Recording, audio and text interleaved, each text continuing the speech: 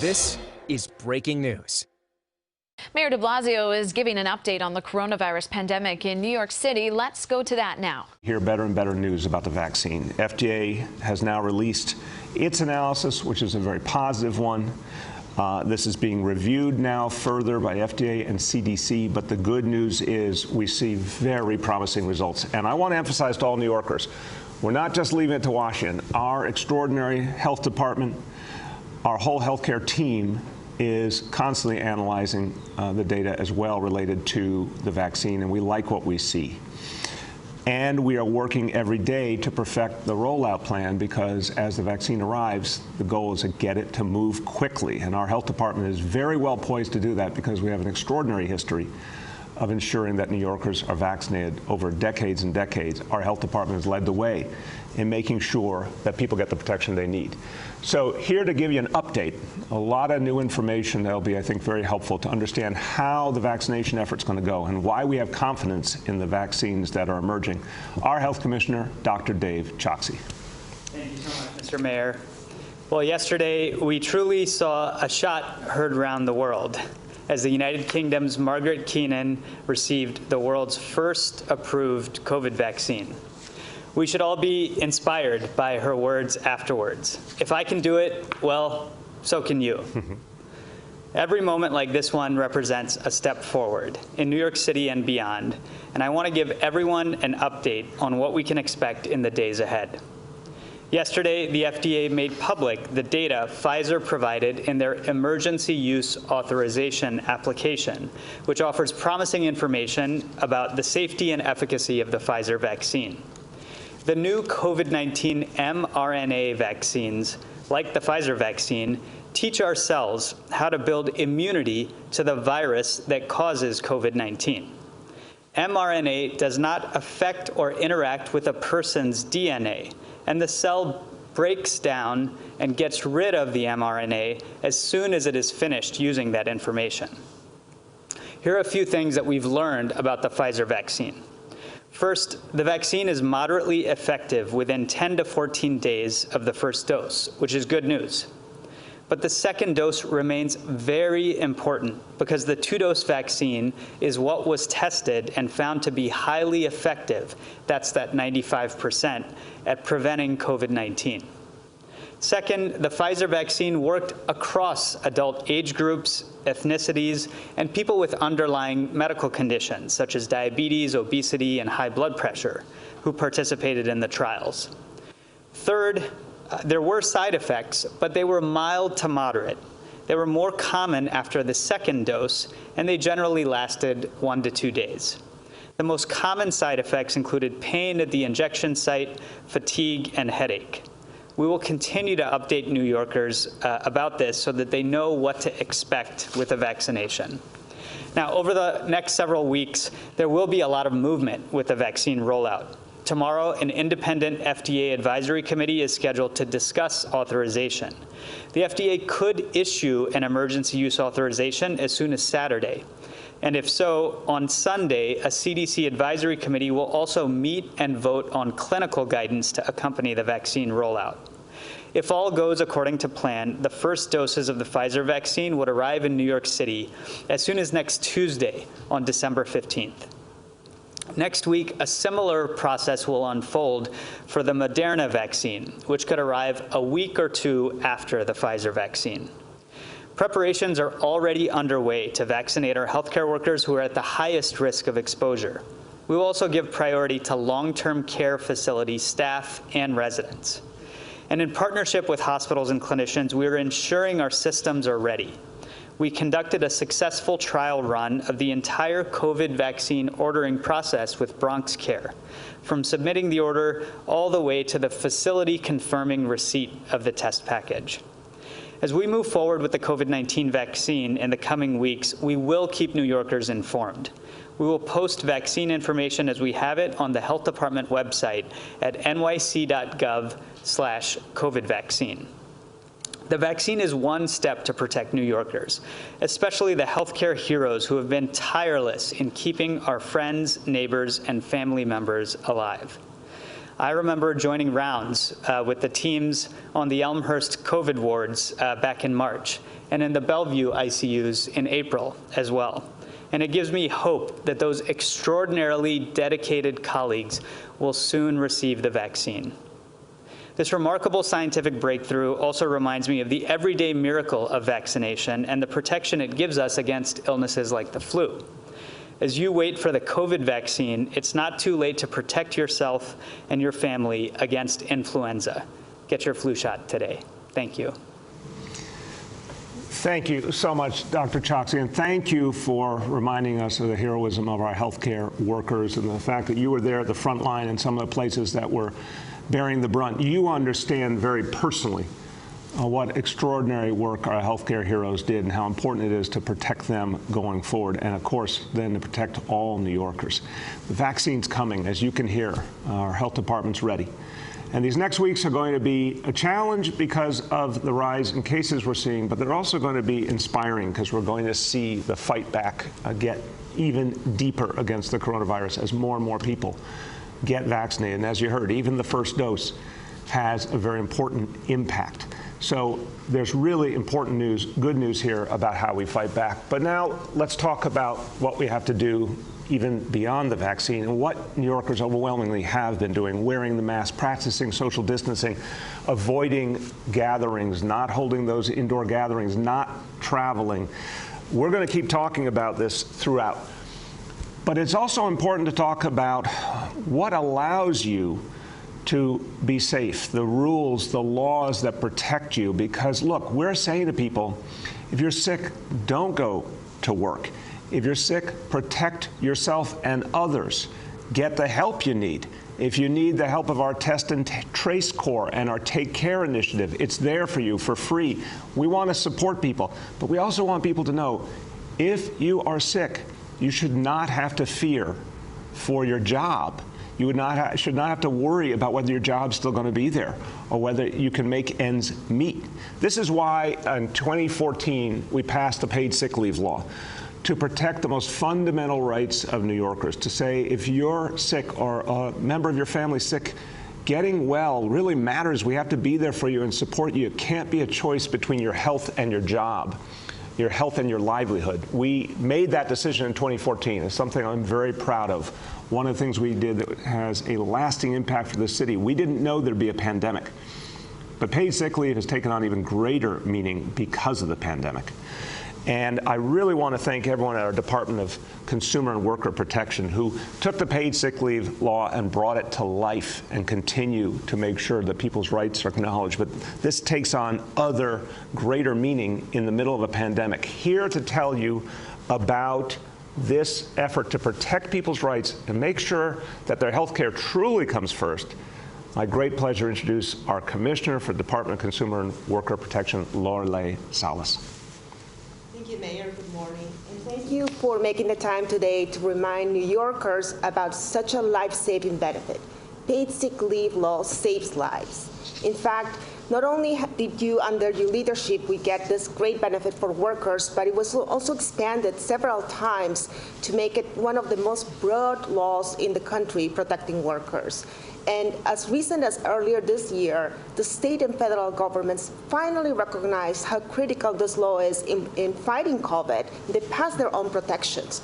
So thank you to everyone, and we are all in this together. As the mayor mentioned, we all need to fight this virus together.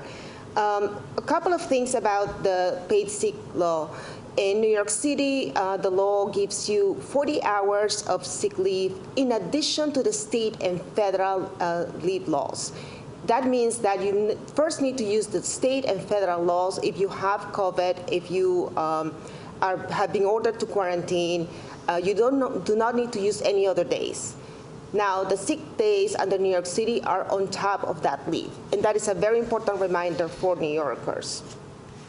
Now, we have been fighting to collect wages for workers who were denied the sick leave, but it is much more important than collecting money. It is much more important that this benefit be actually available for workers. That is what we're looking for. We're seeking full compliance with this particular law. And we are here for you. We have investigators and attorneys who look into this law. We also have staff who are conducting a lot of outreach to businesses to make sure our small business owners understand their obligations under the law. Very important to know that under the city, the state, and the federal laws, workers are protected against retaliation, and the law is available to all workers regardless of immigration status. Most employers are doing the right thing, Mayor, but recently we had a couple of situations where workers were fired because they were sick and they tried to enforce their rights. My office fought back. Those workers are back in their jobs with the same salary, with the same hours that they had before, and with the lost wages for those days where they were illegally fired. So we have your back. You need to call us if you have questions or if you need to file complaints. But I want to mention just a couple of changes in our New York City law as a result of some recent amendments in the state law. Very important to know that workers no longer have to wait in order to enjoy this benefit. So new hires no longer have to wait. There used to be a waiting period before, but again, because of COVID-19, that waiting period has gone away, and you start accruing leave the moment you are hired. Another thing is that domestic workers are now treated the same as workers in any other industry. Domestic workers have the right to at least 40 hours of sick leave a year. It's, again, important to remind New Yorkers that the New York City law is very broad in its coverage. You can use it to take the flu shot. You will be able to use it to take your vaccine against COVID. You can use it to take care of yourself or your loved ones. You can also use it in situations in which the public schools are closed and you need to take care of your kids because there's a state of emergency, or even if your employer was ordered to shut down and you have leave that you have available to you. We have some changes again, and as of January 1st, employers that are bigger, that have 100 employees or more, will have to give employees up to 56 hours of sick leave. So again, this is a law that we are prioritizing. My office takes it very seriously. We need to, this is not about workers versus employers. It's about all of us being in this together.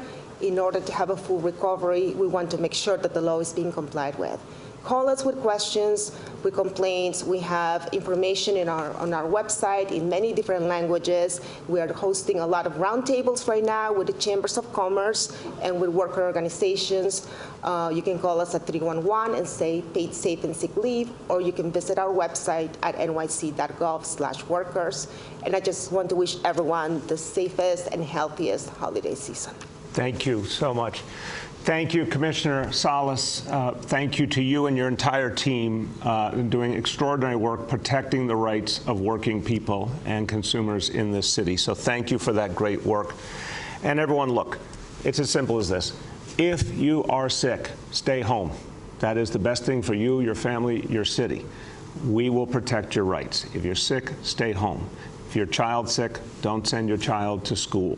This is how we protect everyone. Look, if you're an employer, and I want to give credit, the vast majority of employers in this city have really shown a lot of compassion for their workers, and I thank you for that deeply. But listen, every employer needs to follow the rules, follow the law to protect working people. So everyone, this is how we get through this together, recognizing the humanity in each of us and really respecting each person and the challenges they are facing. These laws are here to protect working people, protect their families, protect their health. Okay, let's go to today's indicators. Again, this is the new format we're using. Number one, current hospital admissions, daily number of people admitted to New York City hospitals for suspected COVID-19. Today's report is 196 patients. Now, again, our threshold is 200. We're right up on that now. We got to keep fighting back to get and stay under that threshold. It is so important. Again, our hospitals are doing a great job. They are using techniques and approaches that they learned from the spring that are much more effective now. So hospitals are handling the challenges very, very well, and that's really important. But that number is still higher than we need it to be. We got to push it back down. The new indicator we've added, hospitalization rate per 100,000 people, 2.34% today. I'm sorry, 2.34 people per 100,000 today. That is still too high. We want to get under 2. Number 2, current new cases. Now, this includes, again, the probable cases from the antigen tests as well as the confirmed cases. Today's number on a 7-day average, 2,738. Obviously, way too high. We want to get that back under 550. That's going to take time, to say the least, but the vaccine is going to contribute greatly more and more in the weeks ahead to getting that number down. And number 3, this is now the percentage of New York City residents tested positive on a 7-day rolling average. This is the only one we're now presenting, the 7-day rolling average, the truest number. 4.81% today. We got to be under 5% today. We got to work hard to keep pushing that number down. A few words in Spanish. Los días pagos por enfermedad es otra arma que tenemos y estamos usando contra el coronavirus.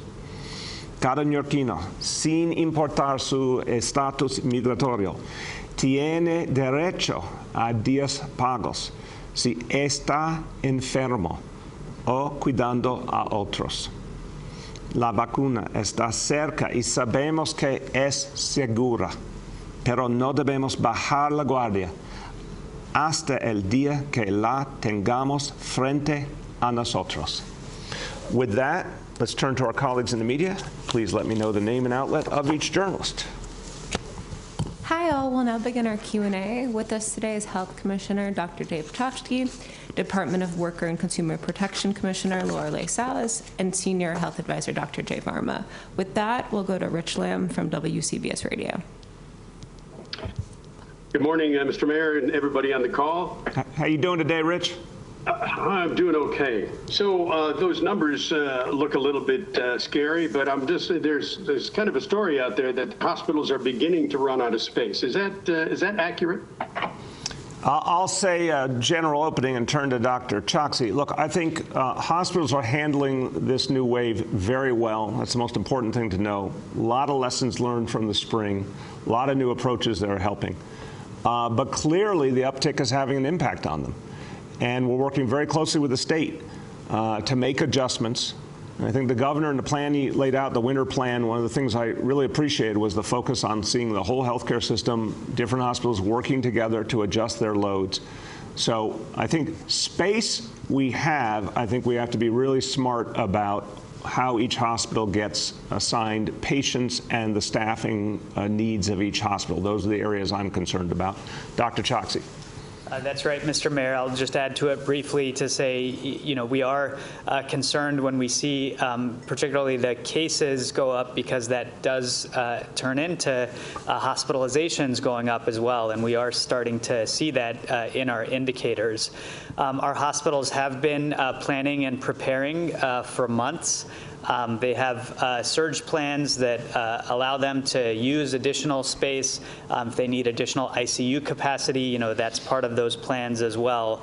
But our shared goal should remain to do the things that we know can work to keep people from getting to the hospital threshold in the first place. And that's the bread and butter of our public health response that we've seen work over the last few months. The core 4, getting tested, people staying home when they're feeling sick, wearing masks, and that's the most important thing that all of us can do to support our hospitals and healthcare workers. Thank you. Go ahead, Rich. So the second question is a little bit more specific. If we can get a few more specifics on the vaccine. I know the doctor did quite a bit of that, but I'm wondering, will they be arriving by like truck or airplane? And then they will go, from a central point to, I think there was 44 hospitals you said had the refrigeration that will allow this, and then shipped in little containers with dry ice, or how will that work, and will there be lines or appointments for this? I know with the healthcare workers undoubtedly, but how will it work generally when it gets to the public? Listen, Rich, it's a great question. And I think what you're saying to Dr. Choksi is paint the picture as much as possible how this is going to work. And Rich, I'll tell you up front, we're going to be doing that more and more each day, letting people have more and more of a picture of how this is going to go. I want to emphasize one thing before turning to the doctor. This is about priorities. So we're going to make sure the vaccine gets distributed according to priority. And I want people to really hear that. I want all New Yorkers to hear it and respect it. Our healthcare workers at the front line with the greatest vulnerability, our nursing home residents and staff, first responders, folks who are essential workers, folks who are most vulnerable, older folks and/or who have pre-existing conditions. We really all have to respect those priorities, and our healthcare system's going to be very rigorous about enforcing those priorities because it really matters that the people in greatest danger get the help first. With that, Dr. Choksi, in terms of how it arrives, how you're going to distribute, paint that picture. Sure. Thank you for the question. I know this is on many people's minds. How is it actually going to work? And let me paint the picture for what we know about next week, but also caveat it to say that things will evolve and change over time, and particularly as supply expands, there will be additional ways that that will turn vaccines into vaccinations. But let me start with next week. Our focus for next week is planning and preparing for that Pfizer vaccine that I described. Importantly, that vaccine has to be stored in what are called ultra-cold temperatures. So when it's in transit, that means it has to be in a special box that has dry ice to keep it at those ultra-cold temperatures. There's a temperature sensor in that box to make sure that it doesn't get too warm. And there's also a GPS tracker, so that the manufacturer knows exactly where each box is at different points in time. So the way that it works is that the manufacturer, in this case Pfizer, generally from a facility in Kalamazoo, Michigan, from what we understand, will send these boxes out across the United States, including to New York City. They'll be shipped via different ways: FedEx, UPS, sometimes airplanes, sometimes trucks. And all of those will go directly to the hospitals that have ultra-cold storage in New York City. There are 44 of those hospitals that have the ultra-cold freezers this week. That covers a total of 54 hospitals where the vaccine will actually be accessed next week. So this actually eliminates any middlemen. It goes directly from the manufacturer to that place where it will be stored, the hospital where it will be stored. And from that point, our hospital colleagues have been drilling and preparing to understand how it will be taken out of the box into the ultra-cold freezer, and starting the process of actually unloading the vials to turn them into the injections that will eventually be vaccinations. So that's the picture that I can paint at this point in time, and as we get more and more information, we'll be sure to share that with you. Excellent. Thank you. Next is Shant from the Daily News. Yeah, good morning, everyone. I wanted to ask a few questions related to homelessness. The advocacy group Campaign for New York Housing is saying that the city's homelessness population has reached 20,000 for the first time ever. Mr. Mayor, just wanted to get your comment on that milestone. Shant, wait a minute. I'm confused by your question. Could you please say it again? You said homeless population. I'm confused by the way you're framing it. Yeah, so I mean, the population of people sleeping in shelters, safe havens, the total, that population is at, I'm sorry, I should say that the shelter and safe haven population is at 20,000, according to Campaign for New York Housing, if I have that correctly. Yeah, no, respectfully, something's wrong with that number. I don't understand how 20,000 relates given the numbers that we have had for years now. So I'll be happy to come back to you when I see that, but 20,000 as a number doesn't make sense to me given the numbers we regularly report. Yeah, I'm sorry. I believe it's homeless single adults. New York Housing has unveiled a grim and record-setting milestone among homeless single adults. For the first time, single adults sleeping each night in DHS shelters has climbed to more than 20,000. So it's 20,210 is what they're saying. Sorry that I misspoke initially. If that makes sense, Can you provide some comment on that and just bring us up to speed on what's being done to get this population into housing? Thank you, Sean. Yeah, when you say it's specifically single adults, it makes more sense. I can't speak to the exact number without talking to Commissioner Banks and his team to confirm that, but I can only say this to you. Clearly, there's been an uptick in the number of single adults in shelter. At the same time, there's been a great reduction in the number of families in shelter. And Sean, this is something that really, we're going to talk about homelessness, and we should. We need to look at the facts and the whole picture. The sad reality after the Great Recession was that more and more we saw families, whole families, going into shelter. We saw working people going into shelter, people who were going to work each day but could not afford to make ends meet in New York City. And that's all about the cost of housing and how so many people were not being paid enough for the work they did. This was true when I came into office. We had already seen that had happened for years. It has continued. The number of families really were what driving an increase what was driving an increase in shelter population. Since COVID, that has actually reversed. The number of families coming into shelter has substantially reduced. Thank God that families are able to find some alternative to shelter, even with these tough times. And obviously that means a family is, talking 2, 3, 4, 5 people. So when a family comes in, it has a very big impact. We're seeing less of that. We are definitely seeing an increase in the number of singles. And we've got to address that constantly. So it's all the tools we have. First and foremost, Sean, get people off the streets, which is the thing that is the worst of all worlds. Anyone who is street homeless, that's where this massive outreach effort has continued, even during the pandemic. That is all part of the Journey Home strategy. Intensive outreach, a number of city agencies working together. They've continued to get people off the streets into shelter. We want people off the streets into shelter, but then you're right, we want to get them onto whatever they need. Some people from street homeless need mental health services, they need substance misuse services. Obviously, everyone ultimately needs affordable housing or supportive housing.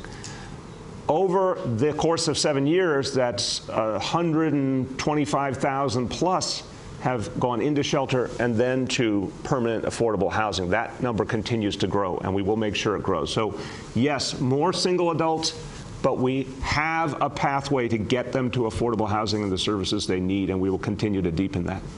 Go ahead, Sean. Yeah, on a related note, Politico is reporting that 20 of your former staffers, including 2 deputy mayors, have written you criticizing the handling of the single homeless men at the Lucerne Hotel, saying the plan to move them to a new site downtown doesn't help them. Have you seen that letter? Does it give you to reconsider the plans for the men at that shelter? Just any comment on that? No and no. I have not seen the letter. I will read it. I respect my colleagues a lot. I just very much have reviewed this situation carefully. I've had conversations with Commissioner Banks in detail about this. We are doing the right thing to stick to the plan we announced 3+ years ago to focus on getting people to purpose-built shelters with services and support. That's what we're going to be doing. We never intended to be in more hotels. We need to get out of hotels. That is our plan. That has been our plan. And I really appreciate the compassion and the goodness of a lot of people on the West Side who care for these individual homeless folks. And I only ask them to apply that same love and compassion to the homeless folks who are in the 2 other hotels in the immediate vicinity that will still be there. So this move is going to happen, but there's still other folks in need who could use their warmth and their support during this holiday season. Go ahead. Next is Andrew from WNBC. Good morning, Mayor and everyone on the call. We've seen that when it comes to COVID treatment, some important folks like former Mayor Giuliani, President Trump, have been able to access treatment that regular folks can't get. So I'm wondering what assurances or promises you can make to New Yorkers that folks of influence won't jump the line and get the vaccine before those in the priority order. Andrew, you're a wise man. We've had this conversation in the last 24 hours because I share that concern deeply. We will not allow people who are privileged to jump the line. We're not going to allow people to get the vaccine unless it is their time to get the vaccine. So, for example, someone who does not have pre-existing health conditions, someone who's younger, someone who's not a frontline healthcare worker or first responder should not be getting the vaccine now. Their time will come. We've got to protect those who serve us and those who are most vulnerable. And we will enforce that rigorously. The whole healthcare system and the whole government reality, the federal, state, city government, everyone agrees on the priorities. And those priorities will be respected and enforced. So I would say to anyone who thinks that their privilege puts them ahead of other people in greater need, that's not going to happen in New York City. Go ahead. A different topic about schools. When you announced the decision to reopen, you said that schools would be providing 5 days of in-class learning. We got the percentage yesterday. I think it's 161 schools are offering it now. That's only 20% of the elementary schools that reopened. So what do you say to parents about that? And are you concerned that you won't be able to deliver on what you said? I'm not concerned about that because we will be able to deliver. I would say, first of all, Rome wasn't built in a day. We said this is something that's going to be phased in over the coming weeks. We're retooling the whole situation based on, first of all, the facts of this week. We're very, very clear. This is the week that anyone who is signed up for blended learning, current blended learning, or hasn't declared what status they're in for their child needs to show up in school this week. If they don't show up in school this week, then we're going to reach out to the family and say, we're going to put you into all remote unless you have something to tell us that would change that. We're going to assign your child to all remote. That's going to adjust the numbers for each school. Obviously, also, we've been very clear. Every student has to have a consent form for testing or a medical exemption. This week, we're going to get the clear numbers that are going to allow us to make the adjustments in each school and get us in position to do 5-day-a-week education. In some cases, some schools, that's going to be for every single student. In other cases, it's going to be for a lot of students, and it'll be prioritized according to which kids have the greatest need. It's going to, we have the schools that are there already this week. More schools will be in that position the following week and the following week. And then when we come back in January, we'll have the whole picture resolved. So I'm very confident you're going to see schools with 5-day-a-week education overwhelmingly in this city. Go ahead. Or do we do 2? Okay, next one. Sorry. Next is Nolan from the New York Post. Morning, everybody. Hey, Nolan, how you doing? I'm well. Follow up in the vein of Andrew's question. In November, you said that you're going to speak to the process by which kids will be able to pick their high schools soon. You said that it would come in the next week or 2. You said that you're going to have an answer on it soon. You said that a decision needed to be made quickly. It's now the 9th of December. We still don't know how kids are going to pick their high schools, how the admissions process will work for screened high schools. When are we getting the plan? This month. Obviously, Nolan, we had some additional challenges in the last few weeks that we had to focus on with the coronavirus. But this month, we'll announce all the admissions approaches. Go ahead. Yeah. I take that, obviously it's, been a heck of a year for everybody and a heck of a 9 months. But there are a lot of parents who are very frustrated. But there are a lot of parents who are very frustrated about the fact that their kids are trying to figure out where they want to go to school, and by all the delays, can you speak to the frustrations of parents trying to figure out where their kids are going to go in September?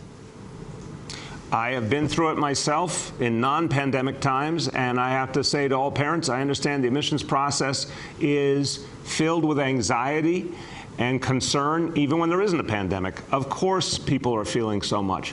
We have to get it right, given that we're dealing with entirely different realities. And there's been many, many more challenges than during a normal school year. We'll announce the plans this month. We'll get to work. Everyone will be able to ultimately know their admissions decisions for their children in time. We want to get it done quickly. I do hear the concerns of parents.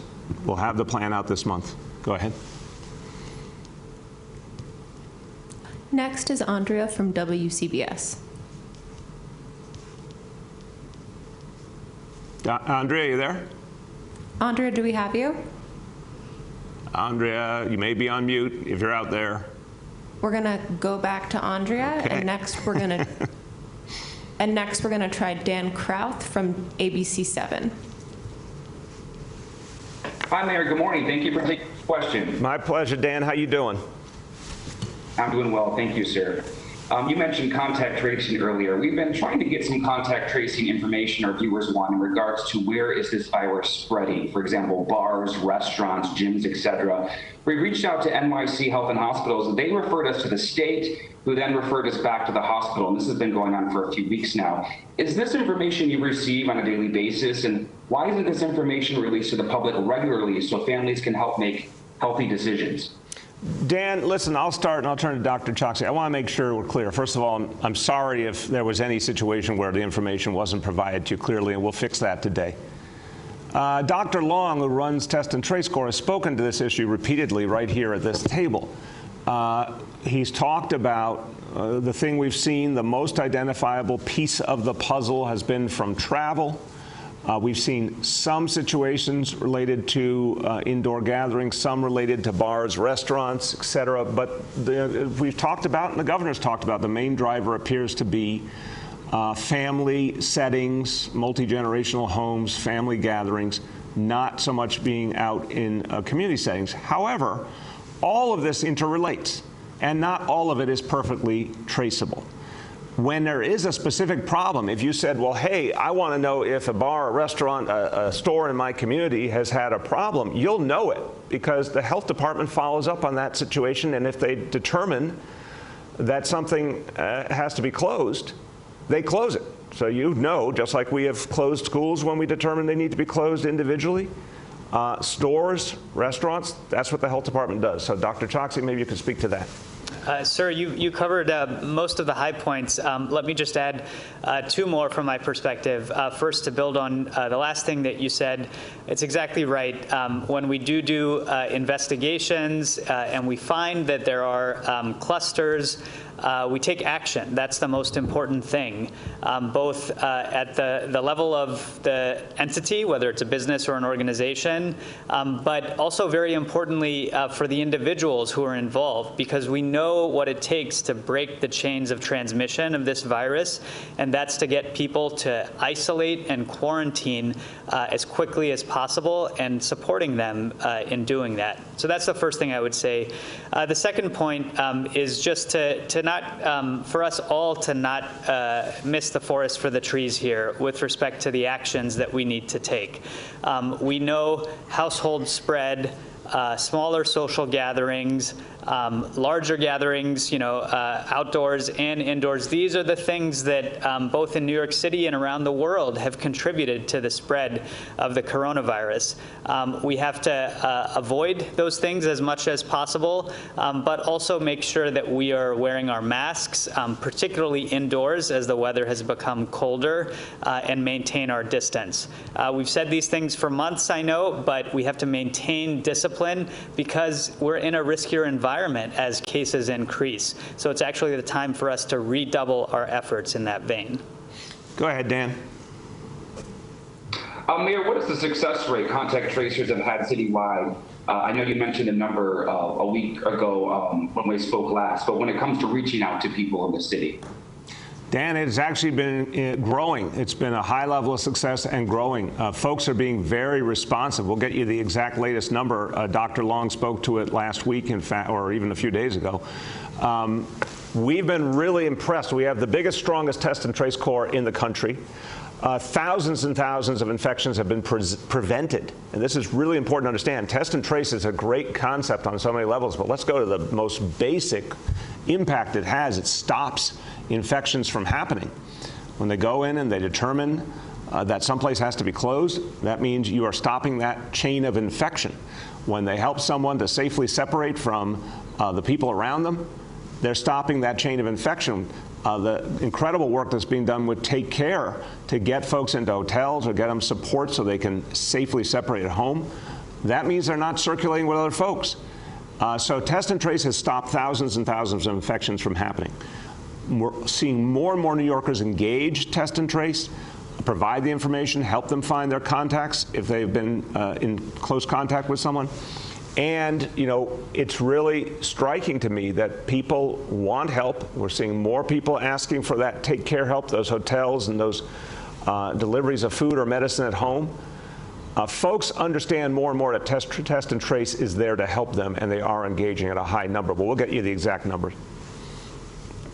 Go ahead, back to, we still have Andrea out there. We're going to try Andrea. Hello, can you hear me now? There you go, Andrea. How you doing? I'm great, thanks. Sorry about that earlier. Mr. Mayor, starting with you, during the spring, your administration was criticized for not distributing information in a timely manner deep into communities of color that were hardest hit. So with that in mind, what is the specific plan to reach out to those same communities, especially immigrant communities, to build trust about the vaccine and to convince people to get it? Andrea, I want to say thank you. It's a great question, important question, and I'll start and then turn to Dr. Varma and Dr. Choksi. First of all, I want to say, when the virus came on in the beginning, we were all trying to make sense of something that we'd never dealt with before on this scale. And our focus, of course, was protecting human life and protecting the hospitals that went under immediate strain.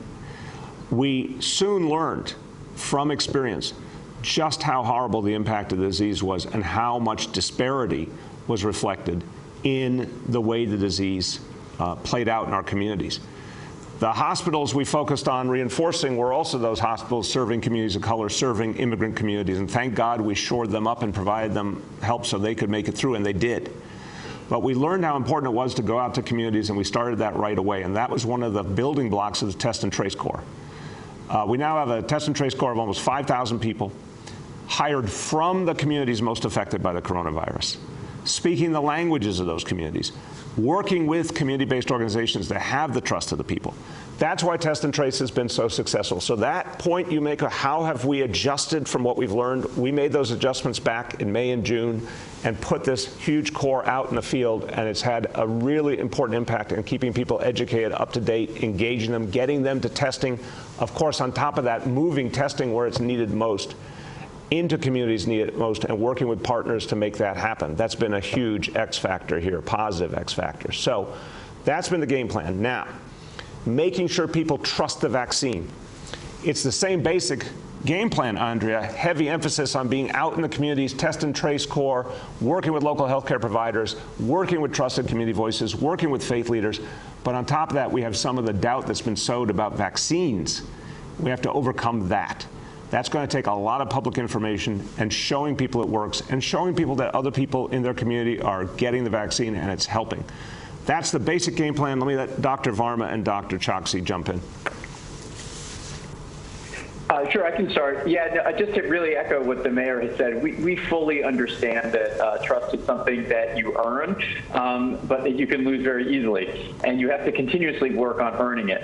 As it relates to the work that we've done on contact tracing, this has been absolutely vital to us to understand what are the best ways to reach people who need services, and how do we counter misconceptions.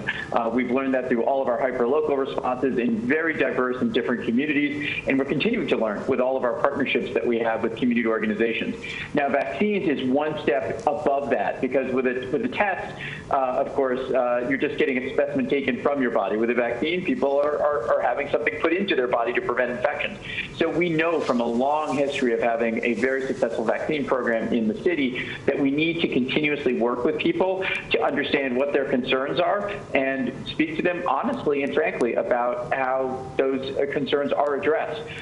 So we're going to continue to learn as we do this, and our partnership with communities is really the basis for all of it. Dr. Choksi.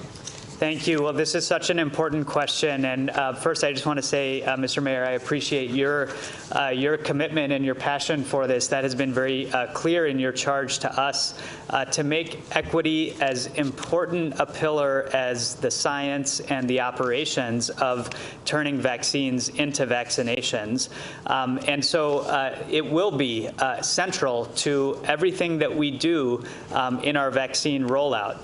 There are three ways in which we're thinking about this. The three ways are access, uptake, and outcomes. So first, with respect to access, just as Dr. Varma said, it's about ensuring that we meet patients where they are, in the neighborhoods and communities where they live, including the priority neighborhoods that have been a focus of the mayor and the administration.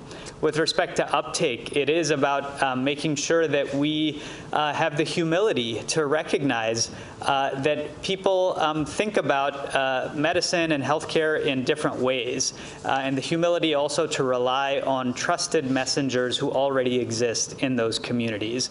And ultimately, it's about outcomes, making sure that vaccination leads to what we all are aiming toward in 2021, which is the end to this terrible pandemic and to avoid all of the preventable suffering that we have seen. Thank you very much. Go ahead, Andrea. So just to continue on with that, what could that look like? Does that mean that you're going to be asking pastors and community leaders to publicly get the vaccine, or possibly offering the vaccine in community health centers and not just hospitals?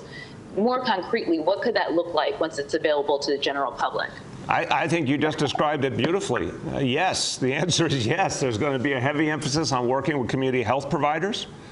And yes, when community leaders qualify, making sure, meaning that it's their priority group is up for the vaccine, making sure that their communities see them taking the vaccine. I think it's incumbent upon elected officials, leaders of all kinds, when it's the right time, according to our healthcare leadership, for us to get the vaccines according to the priorities. We have to do it. We have to show we believe in it. So absolutely, you hit the nail on the head. In terms of the role of community healthcare providers, clinics and individual providers in the distribution, why don't you help people understand some of the approach you're going to take? Absolutely, and thank you. And I speak about this as someone who has practiced as a primary care doctor, for many years. The trust that you can build with patients by taking care of them in that longitudinal way is irreplaceable, and we have to rely on that with respect to what we're planning to do with the COVID-19 vaccine. Community health centers, the smaller, 1 and 2 doc practices where so many people continue to get their care, the places where people have built up relationships over time. That's where people are going to look to understand, what does my nurse and my doctor think about this? And that's where we have to equip them, not just with the vaccine, but with the information and the messages that will make a difference in terms of getting it to the communities that will most benefit and the people who will also most benefit. Thank you. Go ahead. We have time for 2 more. First, we're going to go to Katie from the Wall Street Journal. Hi, thank you. Good morning. My first question, or actually both, are related to the vaccine distribution. I'm curious. I know that obviously there's a standard of who's essential and who is prioritized, but then within that level of prioritization, how do you kind of figure out who gets it first? If there's an essential worker, I don't know, Mayor, if you kind of get a priority as the mayor or another elected officials. I don't know if you could explain that a little bit more. I'll start and pass to Dr. Choksi. It's a good question, Katie. First of all, look, we know that the doses are going to come in, and they're going to come in fast and furious. Let's be clear. We expect a lot to come in and come in quickly, week after week. And we're talking about more than one type of vaccine, which is great to give us more supply. The healthcare leadership are going to make the decisions. They're going to decide by categories and then work to, as quickly as humanly possible, reach everyone in that category. When you talk about, for example, nursing homes, the number I've seen is about 100,000 being the universe of everyone who's in a nursing home as a resident, everyone who works in some form or capacity in a nursing home on any kind of shift. When you add everyone up, for New York City, it's about 100,000 people. That whole group of 100,000 people needs to be reached. We're going to move that very, very quickly. That's a very finite universe. So for elected officials and other leaders, the doctors will decide when it's our time. The important thing is to work through each category of people, but move it fast and then go on to the next priority category. Go ahead, doctor. Sir, I'll just add one point on this, which is the prioritization is something that there is active conversation, but then also guidance from both the federal government through the CDC, as well as the state government, with respect to the specifics of those different prioritization phases. Thus far, the CDC Advisory Committee has issued recommendations for what's called Phase 1A, as the mayor has already described, that covers high-risk healthcare workers and long-term care facility staff and residents, but hasn't yet issued recommendations beyond that for the rest of Phase 1, which will include essential workers and other people who are most susceptible to the virus. And so we will follow those conversations as they evolve and stay in close coordination across the multiple levels of government on this. Go ahead, Katie. Thanks. And my second question is, are there any New York City hospitals, particularly health and hospital facilities, that don't have the cold storage capacity? And are they in, parts of the city, I guess, where hospitals are known to, be already at capacity? Dave will speak to that, but also the point about if a hospital doesn't have it, how you're supporting them in the same geographical area. Go ahead, Dave. Thank you for the question. So first, all 11 of the New York City Health and Hospital sites do have ultra-cold freezers, so they will have the ability to store the Pfizer vaccine. The universe of acute care and specialty hospitals in New York City is a total of 55. 44 of them have the ultra-cold freezers on site. 10 of them are part of systems or will otherwise have access to the vaccine through those 44 points. And there is one hospital that will not have access to the ultra-cold freezer, but is planning to start when the Moderna vaccine, the one that requires normal freezer storage, is available. So we expect within the first few weeks of the rollout that all 55 hospitals will be able to start vaccinating. And Moderna is a week or 2 weeks behind Pfizer in terms of deliveries to New York City? Just confirm that? That's our understanding at this point, sir, yes. Right, but this month for sure, from what we know. That's our understanding. Good. Yes. Okay. Go ahead. Last, we'll go to Abu from Bangla Patrika. Hello, Mayor. How are you? Good, Abu. How are you? Good. Thank you so much. Mayor, I have a question, which is, as we know, the New York City has a budget problem, but there is the minority business community. They are suffering because of the COVID. And is there any plan you have near future, or if you get the stimulus to help, or any kind of stimulus for the minority business or the people who are suffering, in terms of their business because of the COVID? Yeah, Abu, such an important question. Very quickly, look, the stimulus has to be really substantial. It has to help people directly. It has to help small business owners, help people who rent their apartments, help building owners. There's so many specific things that we need in that stimulus, in addition to helping city and state governments to recover and continue to provide services. So we need a stimulus that is being talked about right now to include as much of that as possible, and then we need another much bigger stimulus when President Biden takes office, the president-elect takes office. So point one. But the second point is what we're doing through our task force on racial inclusion and equity to maximize the amount of government resources going to the 27 communities that were hardest hit by COVID, which are Asian communities, African-American communities, Latino communities, immigrant communities. They all need to see additional support for businesses in those communities.